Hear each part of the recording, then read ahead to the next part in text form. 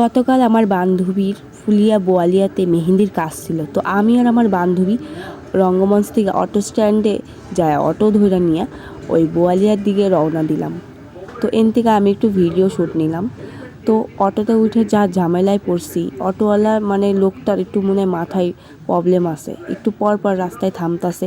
এইদিকে আমাকেও সময় ভীষণ মানে লেট হয়ে যাইতেছে যাইতে। তারপরে এইদিকে আবার এই স্কুলটার সামনে হট করে থামছে।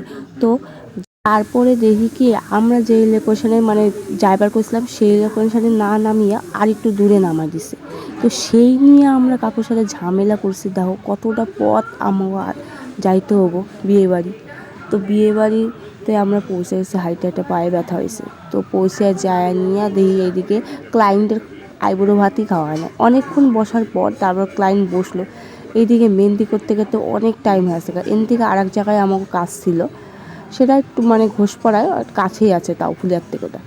তারপরে এইদিকে দেখো বিয়ের প্যান্ডেলটা খুব সুন্দর করছে, দেখো চারিদিকে মানে ডেকোরেশন খুব সুন্দর। তারপর বাড়ি গেছি, একটা টুকটুকি ধরে নিয়ে তারপর বাড়ির দিকে রওনা দিছি।